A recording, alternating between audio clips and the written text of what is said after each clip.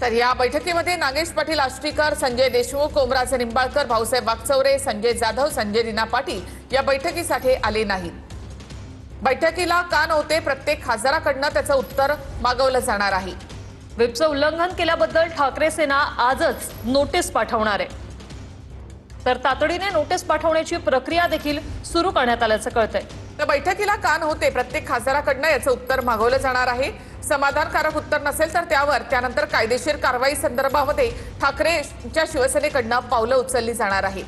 सध्या या बैठकीत चर्चा सुरू आहे. या बैठकीला का आले नाही, प्रत्येक खासदाराकडून या संदर्भात उत्तर मागवलं जाणार आहे. व्हिप बजावला होता. व्हिपचं उल्लंघन केल्याबद्दल ठाकरे सेना आजच या 6 खासदारांना नोटीस पाठवणार.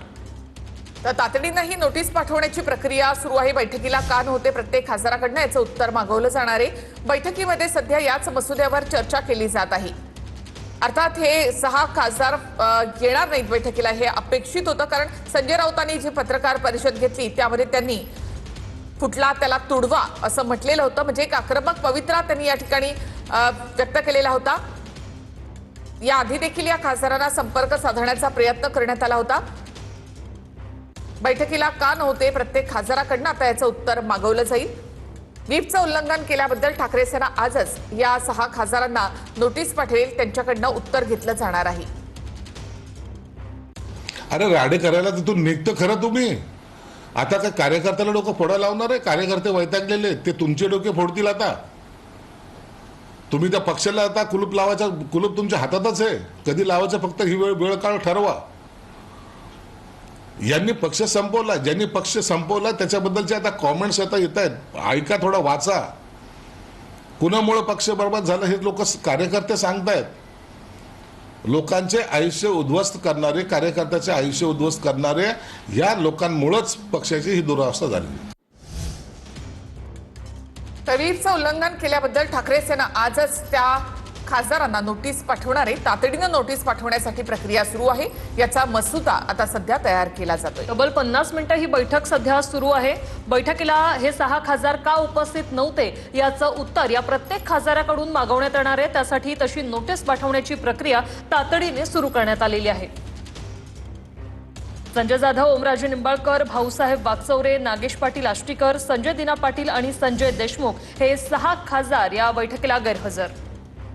व्हिपचं उल्लंघन केल्याबद्दल ठाकरे सेना आजच नोटीस पाठवणार आहे. तातडीनं नोटीस पाठवण्यासाठी ही प्रक्रिया सुरू आहे. हे खासदार बैठकीला का आले नाही, प्रत्येक खासदाराकडून उत्तर मागवण्यात येणार आहे. उत्तर देण्यासाठी खासदारांना काही वेळ दिला जाणार असल्याचं कळतंय. तर उत्तर वेळेमध्ये न आल्यास कायदेशीर कारवाई देखील केली जाणार अशी माहिती मिळते. व्हिपचं उल्लंघन केल्याबद्दल ठाकरे सेना आजच ही नोटीस पाठवणार.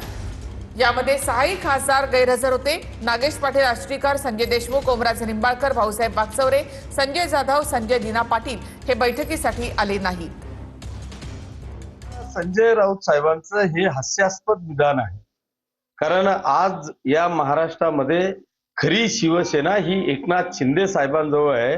आता उर्वरित जे काय आहे काडी कचरा तो उद्धव साहेबांकडे आहे.